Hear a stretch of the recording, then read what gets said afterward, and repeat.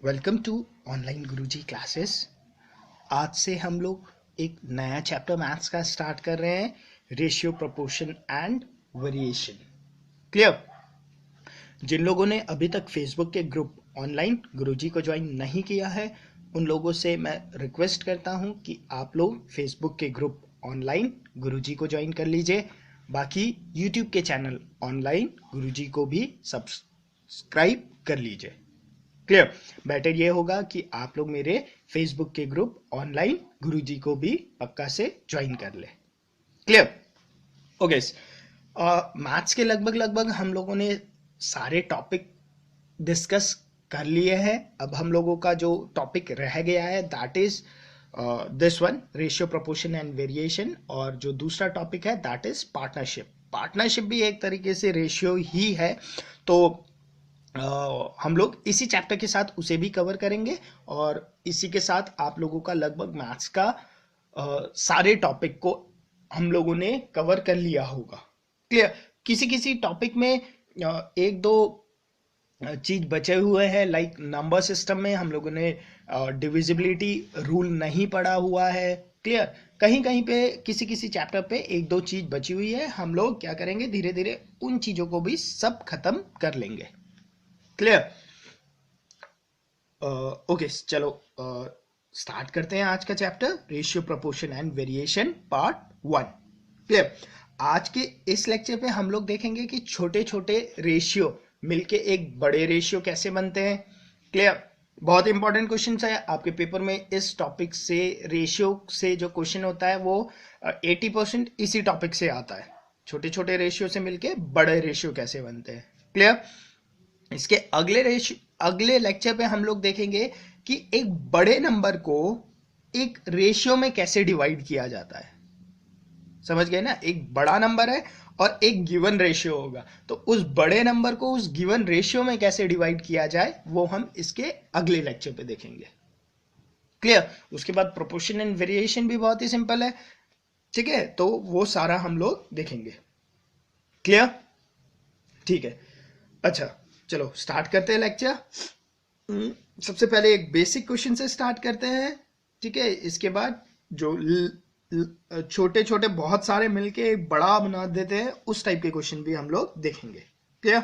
Okay, see question is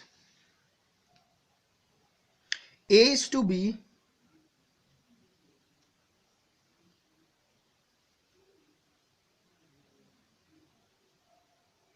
rays to 5 दिया है,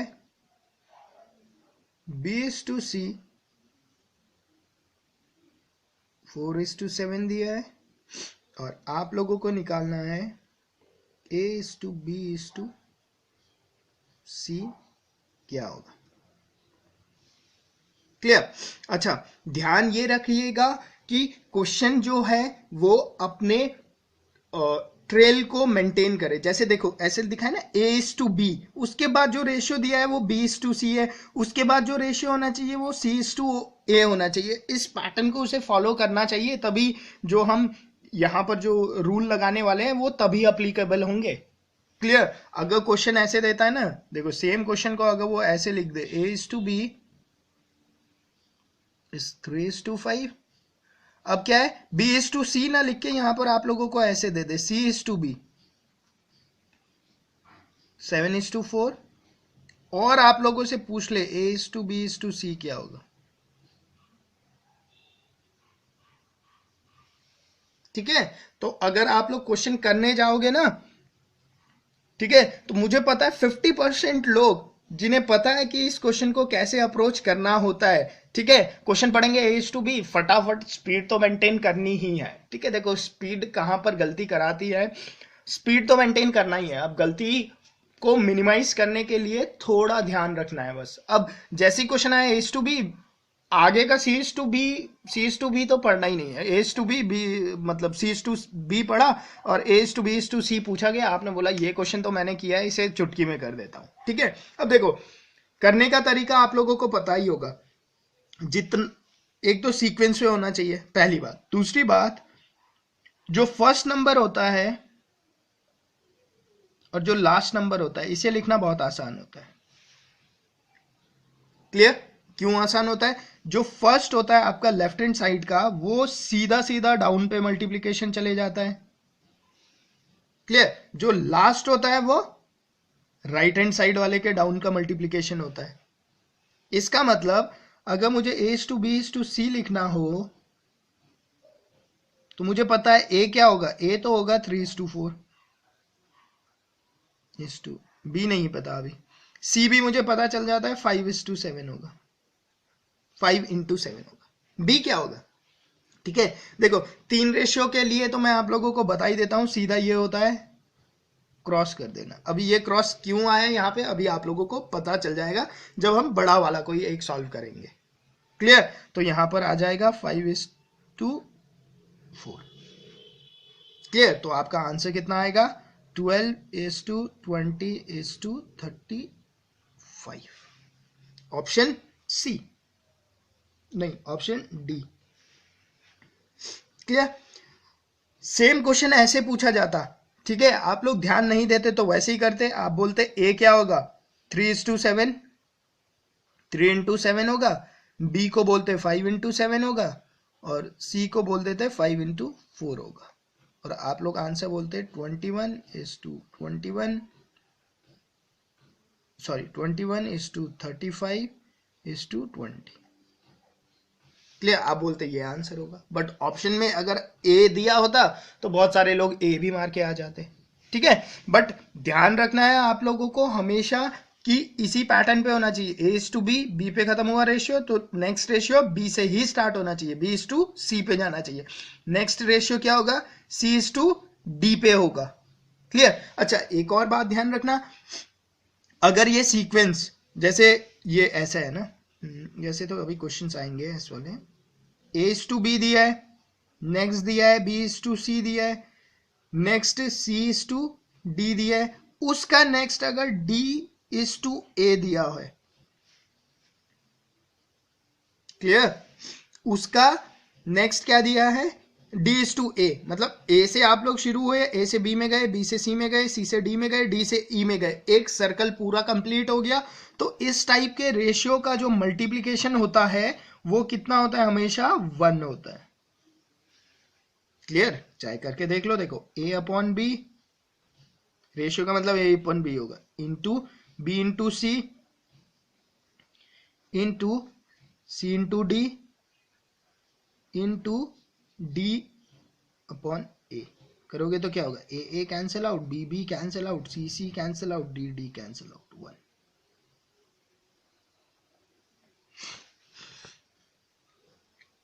clear? ठीक है, मतलब अगर रेशियो ए से स्टार्ट हो रहा है, बी पे गया, फिर बी से ही स्टार्ट होना चाहिए, सी पे गया, सी से स्टार्ट हुआ, डी पे गया, डी से स्टार्ट होके दोबारा ए पे आ गया। ठीक है, जहां से स्टार्ट हुआ वहीं पर आ गया, सीक्वेंस को मेंटेन करते हुए, तो इनका प्रोडक्ट हमेशा कितना होता है, 1 होता है। इस कंसेप्ट पे भी आपसे क्वेश्चन पूछे जाते हैं। क्लियर? ये तो लिखना आ ही गया होगा ना, ए सीधा डाउन कर दोगे, सी के लिए सीधा डाउन कर दोगे और बी के लिए आपस में क्रॉस कर दोगे। क्लियर? ठीक है, ये तो एकदम बेसिक हो गया। ठीक है, अब देखते हैं जब बड़ा रेशियो आता है तो क्या कॉम्प्लिकेशन आते हैं क्वेश्चन। क्लियर? नेक्स्ट। ठीक है, देखो एक बात जो रूल इसके लिए मैं आप लोगों को बता रहा हूं, एक बार आपको ये रूल क्लियर हो गया तो ट्रस्ट में जितना भी बड़ा आ जाए रेशियो आप लोगों को कभी कोई प्रॉब्लम नहीं होगा। क्लियर? प्रॉब्लम भी नहीं होगा और आप करोगे भी उसे बहुत जल्दी। Clear? Okay, see, A is to B दिया है 1:2, next B is to C दिया है 3:4, next C is to D दिया है 6:9 और लास्ट में दिया है डी इज टू ई दिया है 12:16 और आप लोगों से पूछा गया है A is to B is to C is to D कितना होगा। ठीक है, देखो अब मैंने आप लोगों को सिखा दिया है ए कैसे लिखोगे। ए कैसे लिखोगे, पहला और लास्ट लिखना सिखा दिया है ना, पहला और लास्ट लिखना मैंने आप लोगों को सिखा दिया। पहला चाहे जो भी रेशियो, पहला क्या होगा, हमेशा डाउन में पूरा मल्टीप्लीकेशन, मतलब ए क्या होगा, ए होगा आपका 1 into 3 into 6 into 12। Clear. Similarly ई क्या होगा आपका, यहां लिख देता हूं मैं, ई क्या होगा आपका, ई होगा आपका 2 इंटू 4 इंटू 9 इंटू 16, मतलब ये डाउन पे पूरा मल्टीप्लीकेशन होता है ई। क्लियर। ए और ई तो आप लोग डायरेक्ट लिख लेते हैं। अब आ जाते हैं लिखना कैसे है बी को। सी, जैसे ए को लिखा है सेम बी को लिखना है। बी, क्योंकि बी यहां से स्टार्ट हो रहा है तो आप लोग यहां से यहां तक नीचे तक तो मल्टीप्लीकेशन पे जाओगे ही जाओगे। तो बी को लिखना है, तो बी को आप लोग लिखोगे 3 इंटू 6 इंटू 12। क्लियर। जहां से बी स्टार्ट है वहां से पूरा डाउन चले गए, जैसे ए तो टॉप से स्टार्ट था तो पूरा ही डाउन चले गया, कोई बचा ही नहीं था। ई एंड में था तो पूरा ही एंड टू एंड आगे कुछ नहीं बचा। बी के लिए क्या किया मैंने, बी जहां से स्टार्ट था वहां से पूरा डाउन चले गया 3 इंटू 6 इंटू 12, बट एक रेशियो बच गया 1:2, उसमें बी को 1 ना लेकर उसके अपोजिट साइड वाला लेना है, 2 लेना है। क्लियर, होपफुली क्लियर हो गया होगा, कुछ नहीं है, ये बी होगा। ठीक है। सी क्या होगा, देखो सी लिखने के लिए जहां पर सी है वहां से पूरा डाउन 6 इंटू 12 इंटू, अब जो दो बच गए हैं 1:2 वाला नहीं लिया मैंने रेशियो, 3:4 नहीं लिया, तो इसमें क्या है, सेम साइड ना लेके अपोजिट वाले जो साइड्स होंगे उसे कंसीडर करना है, मतलब 2 और 4 को कंसीडर करना है।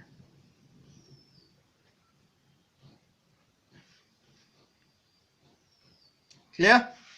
सिमिलरली डी कैसे लिखोगे, डी, डी मतलब यहां से स्टार्ट करना है और यहां से डाउन जाना है, तो डाउन पे सिर्फ एक ही मिल रहा है 12।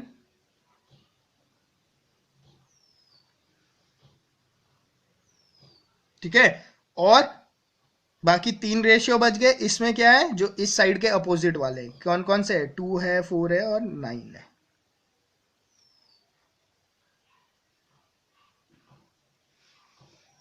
क्लियर, समझ गए लिखना। ठीक है, बस एक बार ये लिखना सीख गए, कुछ नहीं करना है। ए से शुरू हुआ, ठीक है, देखो बहुत ही सिंपल है, मतलब कुछ है ही नहीं। ए से शुरू हुआ तो ए से शुरू हुआ तो पूरा जहां से शुरू हो रहा है वहां से पूरा ही डाउन चले गए। ई पे आए, ई एंड है तो ई वाला भी अपना जो राइट हैंड साइड का पूरा डाउन चले गए। बी पे आए, जहां पहुंचे वहां से पूरा डाउन, और जो बचा हुआ रेशियो था 1:2 बच गया, उसमें ये वाला साइड ना लेके आप इस वाले साइड में जो बच गया 2। सिमिलरली सी लिखना है तो 6 और 12 तो आगे सी से डाउन पे आ गए, बट ये दो बच गए रेशियो, इस पे सेम साइड ना लेके अपोजिट साइड ले लेना है 2 और 4, बस इतना करना है। इतना कर लिया, समझ गए होंगे। ठीक है, ना समझने वाली इस पे कुछ बात ही नहीं है।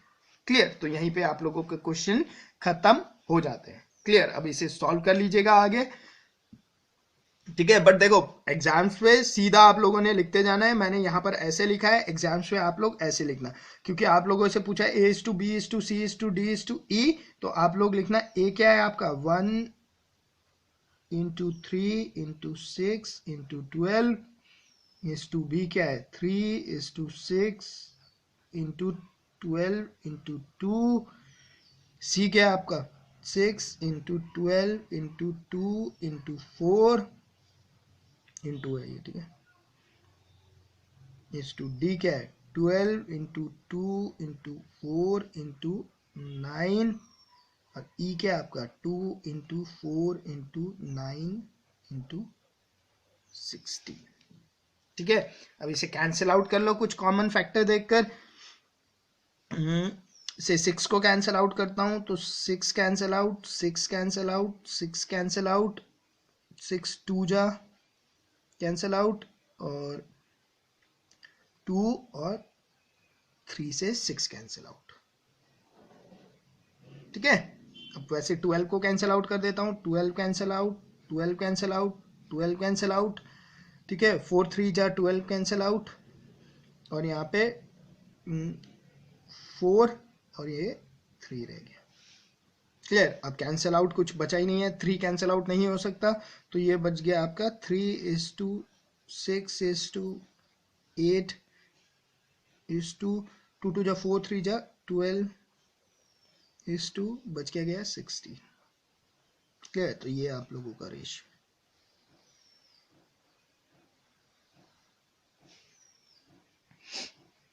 क्लियर?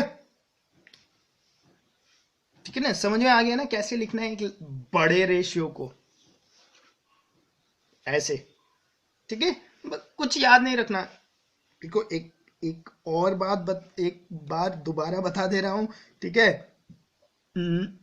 सपोज ये ऐसा था, A:B था 1:2, ये था 3:4, ये था आपका मान लो 2:1, और ये था आपका 1:5। तो A क्या हो जाएगा इस पे? A हो जाएगा 1:2 3:2:1, पूरा डाउन आ गया A। क्लियर? B क्या होगा? B 3 से स्टार्ट है, तो जहां से स्टार्ट है वहां से पूरा डाउन, तो 3:2:1, और देखो 3 से तो पूरा डाउन हो गया, बट एक जो छूट गया था उसमें अपोजिट साइड वाला ले लेना है, 2 ले लेना है, 1 ना लेके 2 ले लेना है। क्लियर? C पे आ जाओ। C क्या लिखोगे? जहां पर है C 2 पर है, तो 2 से पूरा डाउन, देखो 2 से पूरा डाउन, छूट क्या गया? 1:2 और 3:4, उसमें अपोजिट साइड वाले 2 और 4।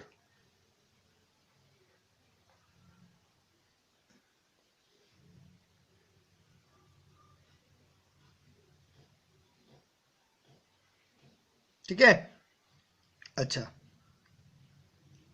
ठीक है। अब D कैसे लिखोगे? D कहां पर है? D तो यहां पर है 1 से पूरा डाउन, तो 1 से डाउन पे एक ही मिला, 1 इंटू जो छूट गए उस पे अपोजिट वाले साइड वाले 2 4 और 1, 2 4 और 1 इज 2। E कैसे लिखोगे? E आपको पता है पूरा डाउन लिखा जाता है, जो लास्ट वाला होता है अपोजिट साइड पे, तो 2 इंटू 4 इंटू 1 इंटू 5। क्लियर? ठीक है ना। तो जितने भी बड़े रेशियो आए, मैं तो बोलता हूं 10 वाले रेशियो भी दे दे, A:B से E:2 से H तक भी दे दे, 8 तक भी दे देते हैं, तो आप लोगों को प्रॉब्लम नहीं होनी चाहिए। बस आप लोगों को यह पता होना चाहिए लिखना कैसे है। क्लियर? ठीक है, ओके। नेक्स्ट क्वेश्चन देख लेते हैं।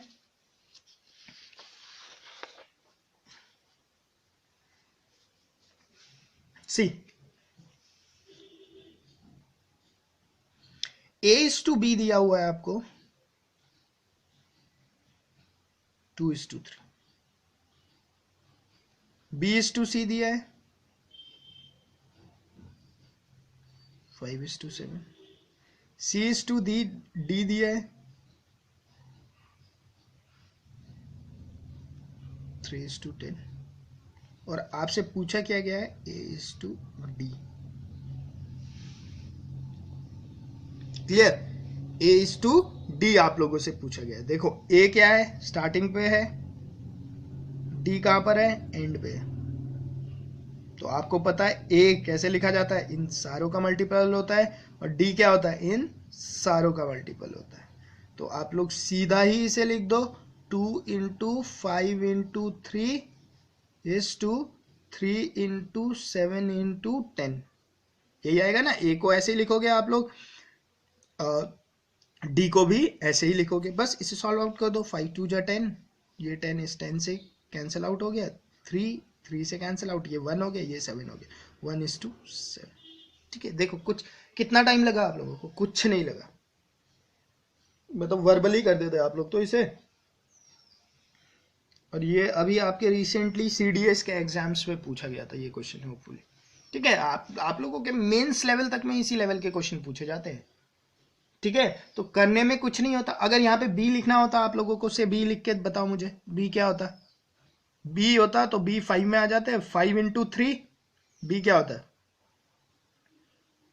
5 से नीचे आना है 5 इंटू 3 बच क्या गया ये 3 ये 2:3 बचा है आप लोगों को पता है इसमें सेम साइड ना जाके अपोजिट साइड में जाना है 3 पे चले जाना है इंटू 3 लिख देते हैं तो बी आ जाता है सी लिखना होता तो क्या होता है सी को आओ 3 में पकड़ो इससे डाउन साइड जाओ तो एक ही नंबर है 3 इंटू इसके बाद जो बच क्या गए ये वाला रेशियो और ये वाला रेशियो इस पे सेम साइड ना लेके अपोजिट साइड 3 और 7 को ले लोगे बस सारा ही लिख दिया आप लोगों ने अब क्वेश्चन में कुछ भी पूछ लेता A/C पूछ लेता तो आप लोगों को पता है A कितना है 2 इंटू 5 इंटू 3 है और C कितना है आपको पता है 3 इंटू 3 इंटू 7 है तो ये 3 से ये 3 कैंसिल आउट है A/C पूछता तो क्या होता 10:21 हो जाता क्लियर तो वो कुछ भी पूछे आप लोगों से क्लियर आप लोगों को एक बार लिखना आना चाहिए लिखना आ गया तो क्वेश्चन वहीं पे खत्म हो गया एंड होपफुली आप लोगों को ये लिखना पक्का से आ गया है ठीक है तो रेशियो में इस टाइप वाले क्वेश्चंस पे जितना भी बड़ा क्वेश्चन हो आप लोगों को प्रॉब्लम फेस नहीं करना पड़ेगा बहुत सारे लोग इसके रिगार्डिंग पे क्या होते हैं फॉर्मूलेज दिए गए हैं वो रटते हैं ठीक है वो सब रटने की जरूरत नहीं है बस ऐसे याद रखना है क्लियर ओके नेक्स्ट क्वेश्चन देखते हैं देखो सी A/B दिया है आपको और B/C दिया है वो बोल रहा है A/B कितना है X/8 है B/C कितना है 12:Z है और एक और उसने सीक्वेंस तोड़ते हुए लिखा है देखो ठीक है ये है वो बोलता है if A/C is 2:1 then what is the ratio of X/Z clear देखो बहुत ही सिंपल है ये क्वेश्चन आप लोगों के पूछे गए हैं एग्जाम्स में मेंस लेवल के क्वेश्चन है क्लियर क्या है इन क्वेश्चन से कुछ भी नहीं है ठीक है हर कोई कर सकता है ऐसे ठीक है देखो ए आप लोग लिख सकते हो क्लियर ए क्या होगा डाउन सीधा चले जाओ 12 इंटू एक्स सी कितना होगा सीधा डाउन चले गए सी लास्ट है ना लास्ट के लिए ऐसे लिखते हैं 8 इंटू जेड लिख दिया और इसका रेशियो क्या दिया है 2:1 दिया है मतलब आप लोगों को बोला गया है 12x/8z इज इक्वल टू 2/1 ठीक है देखो 4 3 जा 4 2 जा तो x/z कितना हो गया ये 2 यहां चले गए ये 3 यहां आ गया 4:3 बस वही ठीक है अब देखो यहां पर मैं बताता हूं आप लोगों को पता चला उसमें मैंने क्रॉस क्यों किया था जब मैंने बोला था A/B B/C तो मैंने A लिख लिया था C लिख लिया था और B को मैंने क्रॉस कर दिया था तो देखो रीजन देखो B आप लोग यहां पहुंच गए B पहुंच गए 12 के बाद डाउन कुछ है ही नहीं तो खाली एक 12 आएगा इनटू क्योंकि एक रेशियो बच गया था ऊपर उस रेशियो में 12 वाले की साइड नहीं उसके जो अपोजिट वाले साइड है उसे लिखा जाता है 8 को लिखोगे तो इसलिए वहां पर लिखा गया था 12 इंटू बी यहां पर 12 इंटू 8 होगा और क्वेश्चन नंबर 1 पे मैंने बताया था बी क्रॉस है क्यों क्रॉस है अब वो भी पता चल गया आप लोगों को क्लियर ठीक है ओके नेक्स्ट क्वेश्चन देख लेते हैं सी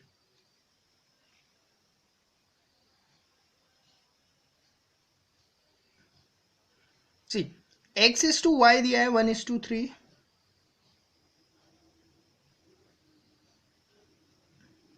y/z दिया है 5:k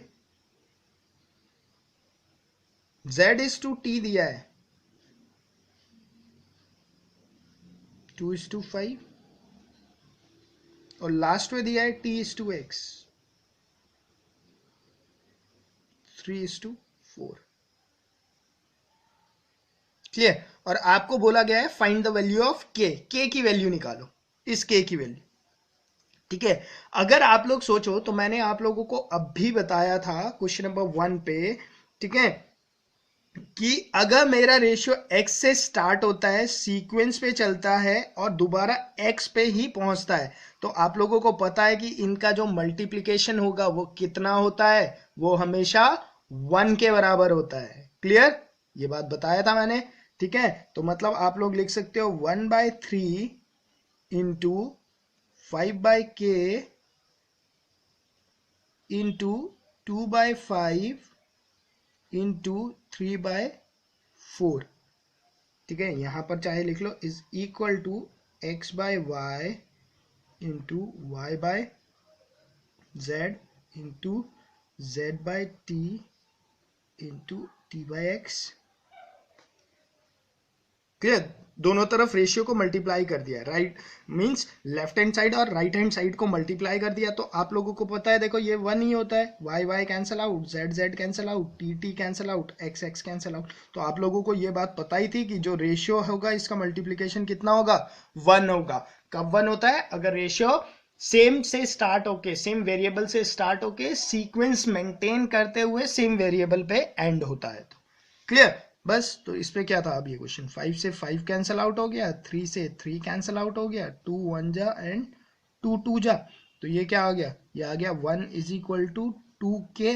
और आपसे पूछी गई है k की वैल्यू, तो k इज इक्वल टू कितनी हो जाएगी, 1/2। Option A. क्लियर? ठीक है, तो देखो क्वेश्चंस, रेशियो के क्वेश्चंस बहुत ही सिंपल है। ठीक है, जिन लोगों को आई गेस 5th क्लास पे रेशियो के चैप्टर आ जाते हैं, 6th पे आ जाते होंगे होपफुली। ठीक है, क्यों? क्योंकि रेशियो का चैप्टर जिसे मल्टीप्लिकेशन करना आता है, ठीक है, वो रेशियो कर सकता है। क्यों? इसमें कोई फॉर्मूला नहीं है, कोई कुछ नहीं है। ठीक है, बहुत ही बेसिक सा चैप्टर है। ठीक है, क्वेश्चन यहाँ से आप लोगों को एक क्वेश्चन पूछ लेते हैं हर बार। ठीक है, तो अब ऑब्वियस है क्वेश्चन पूछ रहे हैं और चैप्टर इजी है, तो उन क्वेश्चंस को मिस नहीं करना है। क्लियर? ठीक है, बहुत ही मतलब आप लोग ये लेक्चर देख लो और उसके बाद जो बुक्स पे है थोड़ा बहुत प्रैक्टिस कर लो, ये चैप्टर तो ऐसे ही हो जाएगा आप लोगों को। ठीक है, मेंस पे 2 क्वेश्चंस इन चैप्टर से भी पूछ लिए जाते हैं, पार्टनरशिप के 2 क्वेश्चन होते हैं, मतलब 4 क्वेश्चन है आप लोगों के रेशियो, प्रोपोर्शन एंड वेरिएशन से मेंस पे। ठीक है, तो मिस नहीं करना है, किसी भी चैप्टर के कोई भी क्वेश्चंस मिस नहीं होने चाहिए। क्लियर? ठीक है, आज के लेक्चर पे हम लोग इतना ही डिस्कस करते हैं। इसके अगले लेक्चर पे हम लोग डिवाइड देखेंगे, और डिवाइड में मैं आप लोगों को बताऊंगा कि जब रेशियो आप लोगों के फ्रैक्शन में आ जाते हैं, ठीक है, वैसे फ्रैक्शन पे भी हो तो करना तो ऐसे ही है आप लोगों ने। ठीक है, ठीक है, बट फ्रैक्शन पे दूसरे तरीके से भी कर लेते हैं, जो डिवाइड, एक बड़े नंबर को सिर्फ फ्रैक्शन के रेशियो पे डिवाइड करना है, उस टाइप के क्वेश्चंस आप लोगों के एग्जाम्स पे बहुत पूछे जाते हैं। ठीक है, तो उस टाइप के क्वेश्चंस हम लोग डिस्कस करेंगे नेक्स्ट लेक्चर पे। क्लियर? होपफुली आपको ये लेक्चर पसंद आया होगा। अगर लेक्चर पसंद आया है तो प्लीज लाइक करना ना भूलिएगा, बाकी चैनल सब्सक्राइब कीजिए और ज़्यादा से ज़्यादा अपने फ्रेंड्स लोगों के साथ चैनल के बारे में शेयर कीजिए।